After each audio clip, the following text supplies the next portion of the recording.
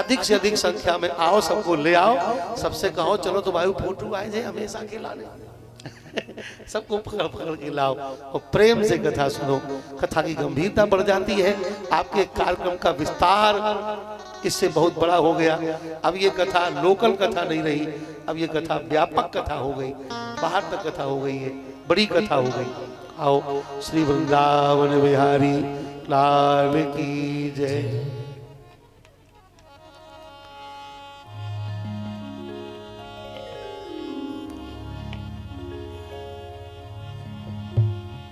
मेरी माँ के बिहारी से प्रीत, मेरी माँ के बिहारी से प्रीत, ये दुनिया क्या जाने। मेरी माँ के बिहारी से प्रीत, ये दुनिया क्या जाने। मेरी माँ के बिहारी में प्रीत, दुनिया क्या जाने। मेरी माँ के बिहारी से प्रीत, ये दुनिया क्या जाने। क्या जाने, क्या जाने, क्या जाने, क्या जाने, क्या जाने दुनिया क्या जाने, क्या जाने दुनिया क्या जाने। मेरी माँ के हाथ ऊंचे करके ताली बजाते हुए, वो मेरी माँ के बिहारी में प्रीत, दुनिया क्या जाने। मेरी माँ के बिहारी से प्रीत, ये दुनिया क्या जाने। मेरी माँ के बिहारी में प्रीत, दुनिया क्या जाने। मेरी माँ के बिहारी से प्रीत, ये दुनिया क्या जाने। हरि बोल, हाथ ऊंचे ताली बजाते हुए प्रेम से गाइए, बोलो माँ के बिहारी लाल की।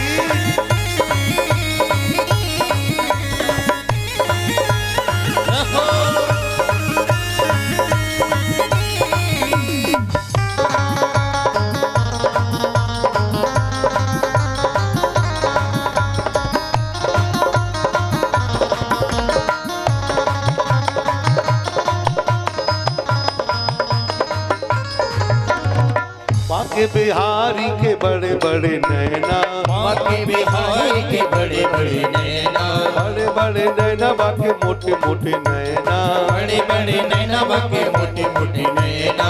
माँ के बिहारी के बड़े बड़े नैना, माँ के बिहारी के बड़े बड़े नैना, बड़े बड़े नैना बाके मोटे मोटे नैना, बड़े बड़े नैना बाके मोटे मोटे नैना। मुझे मिल गया, मुझे मिल गया, मुझे मिल गया मन कामी, दुनिया क्या जाने। मुझे मिल गया मन कामी, दुनिया क्या जाने। माँ के बिहारी में प्रीत, दुनिया क्या जाने। मेरी माँ के बिहारी में प्रीत, दुनिया क्या जाने।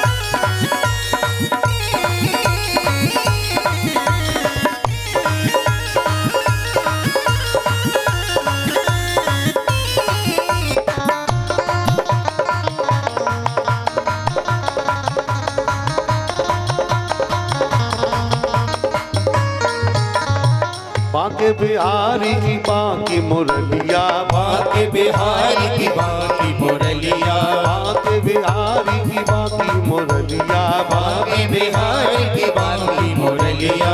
बाकी मुरलिया में बाको सुरलिया, बाकी मुरलिया में बाको सुरलिया, बाकी मुरलिया में बाको सुरलिया, बाकी मुरलिया में बाको सुरलिया। मिल गया, मुझे मिल गया, हाथ ऊंचे करके, मुझे मिल गया चोखा संगीत, दुनिया क्या जाने। मुझे मिल गया चोखा संगीत, दुनिया क्या जाने। मेरी माँ के बिहारी में प्रीत, दुनिया क्या जाने। मेरी माँ के बिहारी से प्रीत, दुनिया क्या जाने।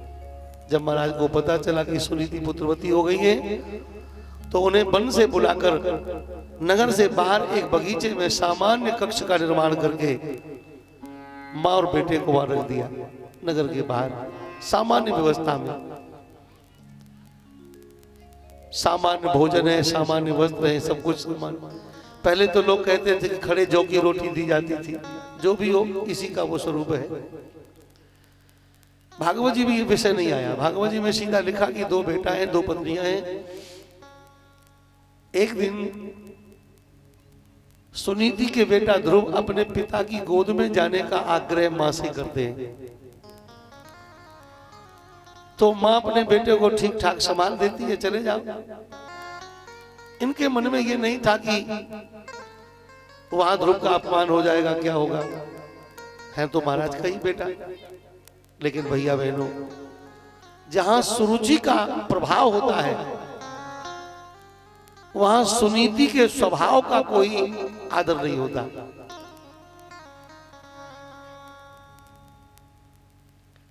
जब ध्रुव जी वहां दरबार में अचानक पहुंचे, यद्यपि महाराज ने सभा के सदस्यों के बीच में अपने ध्रुव को उठा के अपनी गोद में बिठा लिया, तो सबको बड़ी प्रसन्नता हुई कि चलो महाराज ने उसे आदर दिया, बड़ा बेटा है उनका। लेकिन उसी समय सुरुचि दरबार में आई और सुरुचि ने जिस समय देखा कि सौत का बेटा महाराज की गोद में बैठा है, ये देखकर उसको अच्छा नहीं लगा और ध्रुव का हाथ पकड़ के राजा गोद से नीचे कर दिया और बड़ी कड़वी भाषा में, अप्रिय भाषा में ध्रुव को फटकार लगाती हुई बोली, उस अभागन की गोद में तुमने जन्म लिया और इस गद्दी गोदी पर बैठना चाहते हो? ध्रुव, मैं अच्छी तरह जानती हूं कि तुम महाराज के बेटा हो, पर इस गद्दी गोदी पर बैठने का तुम्हारा अधिकार नहीं है। अगर इस गद्दी गोदी पर बैठना चाहते हो तो तपसाराध्य पुरुषम तस्यैव अनुग्रहेण मे गर्भे त्वं साधयात मानम यदि इच्छसि नृपासनम। यदि नृपासनम इच्छसि, अगर राजा की गद्दी की आशा रखते हो तो जाओ तपस्या करो, तपस्या करके मरो, भगवान से वरदान पाकर, मेरे बेटा बनने का वरदान पाकर मरो, मरकर फिर मेरे बेटा बनो, तब तुम्हें गद्दी और गोदी मिलेगी। ये शब्द नहीं, अंगारे थे जो ध्रुव पर बरस गए। ध्रुव का हाथ पकड़ के सुरुचि ने दरबार के बाहर कर दिया। लंबी लंबी सांसें लेते हुए, आंसू बहाते ध्रुव अपनी मां की ओर चल पड़े। रोवत ध्रुव जननी ढिग आयो, देखत जननी गोद बिठायो। रोते हुए ध्रुव को आते देखा, पुत्र को सुनीति ने अपने गोद में बिठा लिया। बड़े दुखी ध्रुव हैं। सुनीति ने पूछा, बेटा क्या हुआ? तो ध्रुव ने कहा, मां क्या आप अभागन हैं? अचानक ये बात सुनकर सुनीति को बड़ा संकोच लगा और कहा, बेटा ये तुम क्या कह रहे हो? मैं अभागन हूं, किसने कहा? तो ध्रुव ने कहा, मां जब मैं पिता की गोद में बैठा था तो मुझे पिता की गोद से नीचे करके मेरी छोटी मां ने कहा कि तुम अभागन के बेटा हो, इसलिए इस गद्दी गोदी पर नहीं बैठ सकते हो। इतना जब सुना, आपकी छोटी मां ने कहा, मेरी छोटी बहन ने कहा, और जब उसने कह ही दिया है तो फिर अब हमसे पूछने की क्या जरूरत है? यह है सुनीति। सुनीति अपने ध्रुव को जब बताती है तो ये बताती है कि आपकी 2 मां हैं, एक छोटी मां जो पिता के साथ है, एक मैं तुम्हारी बड़ी मां। ये सुनीति की भाषा है, सुनीति का स्वभाव है। और एक वो सुरुचि है जो ध्रुव से कह रही है कि अभागन के पुत्र हो, इस गद्दी गोदी पर तुम नहीं बैठ सकते हो। कितना अंतर है सुनीति में और सुरुचि में। और जब सुनीति ने ये सुना कि मेरी छोटी बहन ने मुझे अभागन कहा, तो सुनीति कहने लगी, बेटा बिल्कुल सत्य कहा है सुरुचि ने। सत्यम सुरुच्या विहितम भवान में यद दुर्भगाया उदरे ग्रहीता। सुरुचि ने ठीक कहा, तुमने जो मुझ दुर्भगा से जन्म लिया है, मैं अभागन हूं। थोड़ी बुद्धिमानी से कथा श्रवण करना, बातचीत नहीं करो भाई। यहां आकर बैठो ना, वहां क्या कर रहे बैठे बैठे।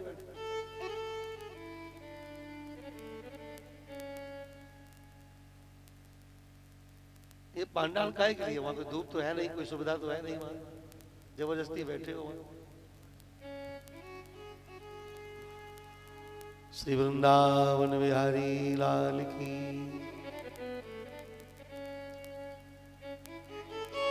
ध्रुव ने कहा, मां आपने इतने सहज में स्वीकार कर लिया कि मैं अभागन हूं।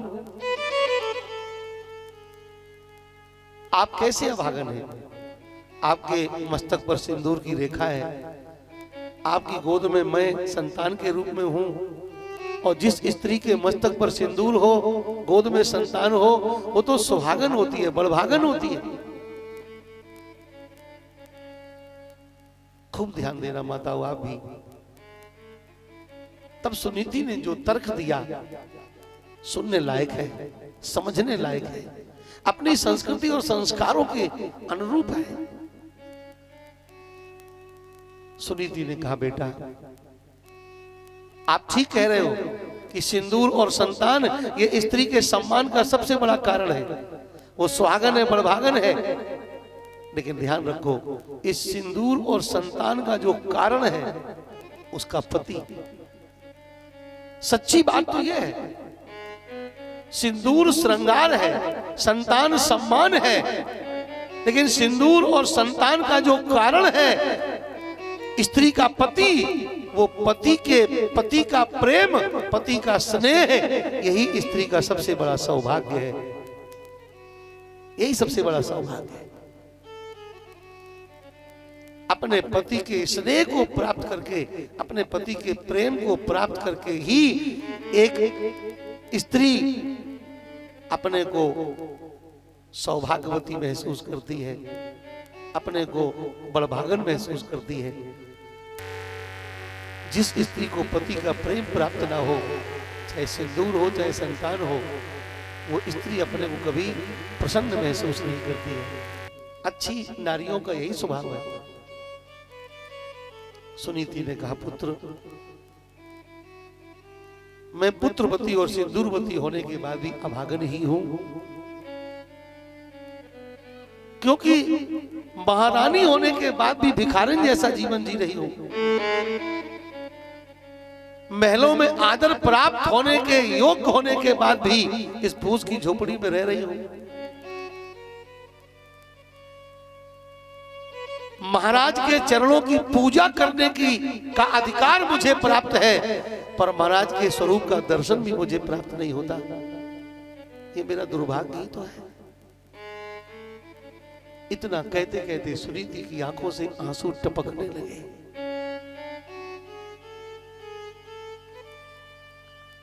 वो स्त्री ही क्या, जो अपने पति के प्रति संवेदनशील ना हो। हमारे यहाँ तो कहावत यह है कि पति और पत्नी के शरीर दो होते हैं पर प्राण तो एक ही होता है। हमारे यहाँ कहावत यह है कि घाव पति के शरीर में होता है तो पीड़ा पत्नी के शरीर में होती है। दर्द पति के शरीर में होता है तो आंसू पत्नी की आंखों से निकलते हैं। ये बातें केवल कहावत बन के रह गई। उसका कारण यह है कि हम लोग सत्संग नहीं करते हैं, अपनी संस्कृति को नहीं समझते हैं, अपने समाज को, अपने पुराणों को, अपने परिवार को, अपने समाज को हमने समझा ही नहीं।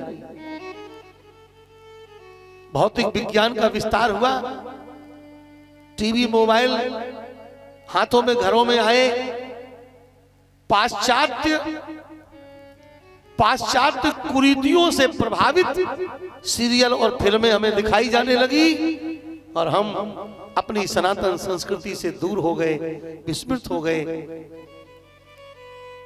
एक प्रकार से वो संस्कृति हमारे लिए समाप्त हो गई। पर याद रखना मेरे भाई बहनों, आपके बीच में कहना चाहूंगा कि संस्कृति और संस्कार नाम से अगर कोई विषय, कोई व्यवहार पहचाना जाता है तो मेरा सनातन धर्म है। मेरे सनातन धर्म के अलावा न कहीं संस्कृति है और न कहीं संस्कार है। संस्कार और संस्कृति जैसा अगर कुछ है तो वो केवल अपने सनातन धर्म में है, अपनी सनातन पद्धतियों में, अपनी रामायण भागवत गीता, अपने मठ मंदिर, अपने साधु संत, ये पूजा पाठ, ये ब्रह्म बेला का जागना और ये भगवान का भजन पूजन करना, शाकाहार लेना, सदाचार से जीना, चरित्रवान रहना, एक पत्नी व्रत, एक पति व्रत, ऐसे शब्द केवल अपने सनातन संस्कृति में ही सुनने को मिलते हैं, बाकी और कहीं नहीं। इसलिए धर्म तो केवल एक है और वो सनातन धर्म है। और सनातन धर्म की गोद में खेलने वाली कन्या, सनातन धर्म की गोद में खेलने वाली लड़की जब आगे चल के स्त्री बनती है तो केवल वही इस बात को जानती है कि पति के प्रेम के अलावा स्त्री के जीवन का कोई सौभाग्य नहीं है। और ऐसे ही संस्कारों की देवी है सुनीति मां, जो अपने बेटा ध्रुव के सामने कह रही है, पुत्र, सिंदूर स्त्री के श्रृंगार का एक चिन्ह है, संतान स्त्री के सम्मान का एक कारण है, पर स्त्री के जीवन का सौभाग्य तो केवल उसके पति का प्रेम है, केवल पति का प्रेम। अगर पति के प्रेम से दूर है, पति के प्रेम से वंचित है, तो सिंदूर और संतान होने के बाद भी वो स्त्री अपने को अंदर से सुखी महसूस नहीं करती, प्रसन्न महसूस नहीं करती। ये है हमारे संस्कार, ये हमारी संस्कृति। और इतना कहते कहते सुनीति की आंखें जब आंसू बहाने लगी तो 4 वर्ष 6 महीने का बेटा है ध्रुव। ध्यान से सुन रहे हो ना आप लोग, आप सुन रही हो? 4.5 वर्ष का है केवल। आज आपकी गोद में रहने वाला 25-30 साल का बच्चा, 40 साल का बच्चा भी शायद ऐसा व्यवहार नहीं करता होगा। और जिसके बच्चे करते हैं उनको हम इस आसन से सम्मान देते हैं, आदर करते हैं। इतने सौभाग्यशाली अगर आप हैं। 40 साल का आपका बेटा वो नहीं करता है जो भागवत में 4 साल का बच्चा कर रहा है। अपनी मां की आंखों में बहते आंसू देखे तो ध्रुव जी मां की गोद से उठकर खड़े हो गए, एक हाथ अपने मां के कंधे पर रखा और दूसरे हाथ के अंगूठे से, हथेली से अपनी मां की आंखों के आंसुओं को पोंछने लगे ध्रुव जी महाराज।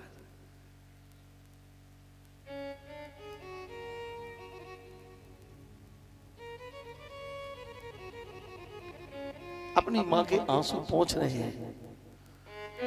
मेरे भाई बहनों, आपका जीवन कैसा हम नहीं जानते हैं, आप कितना समझते हैं वो भी नहीं जानते हैं, पर ये दृश्य, ये झांकी, ये कथा कणिका अगर 1 मिनट के लिए आपके हृदय में उतर जाए तो पत्थर हृदय भी आपका रो देगा। अगर थोड़ी सी मानवता हमारे भीतर जीवित है, आप मां हैं, आप पिता हैं, आपकी गोद में भी संतानें खेल रही हैं, भगवान कृपा करे आपका बेटा संस्कारवान हो, आपके लिए वस्त्रों की व्यवस्था करे, भोजन की व्यवस्था करे, आपकी ख्याल रखे, आपको खुशी होगी। पर किसी भाग्यवान माई बाप का ऐसा बेटा हो कि या तो अपने माता पिता की आंखों में आंसू बहने ना दे, और कदाचित किसी दुर्भाग्य से मां की आंखों में आंसू बहे और बेटा तुम्हारे पास बैठकर तुम्हारे आंखों के आंसू पोंछने लगे, तब आपको लगेगा कि हमारी गोद में बेटा नहीं, भगवान ने स्वयं कृपा करके अवतार लिया है, जो पुत्र बन के मेरी गोद में आया। नहीं तो आज की कुरीतियों में पलने वाली संतानें अपने माँ बाप की आंखों में आंसू बहाना तो जानती हैं, पर माँ बाप की आंखों के आंसू पहुंचना नहीं। कारण यह है कि भागवत नहीं सुनी जा रही है ना। भागवत को केवल पूजा पाठ का विधान मान लिया, भागवत को केवल बूढ़ों का विषय मान लिया। भागवत सुनना नहीं चाहते लोग, भागवत समझना नहीं चाहते लोग। मित्रों, ये भागवत पूजा पाठ का विषय नहीं है, केवल धार्मिक आयोजन नहीं है। ये जीवन में मानवता प्रकट करने का एक साधन है, इंसान के शरीर में इंसानियत पैदा करने का एक उपाय है, हमारे बिगड़े हुए दिमाग को सुधारने का एक उपाय है। इस दृश्य को देखो, माँ की आंखों में आंसू बह रहे हैं और 4 वर्ष 6 महीने का बालक ध्रुव अपनी माँ की आंखों के आंसू को पहुंच रहा है और आंसू पहुंचते हुए बालक कहता जा रहा, ध्रुव माँ आप रो नहीं, आंसू मत बहाओ।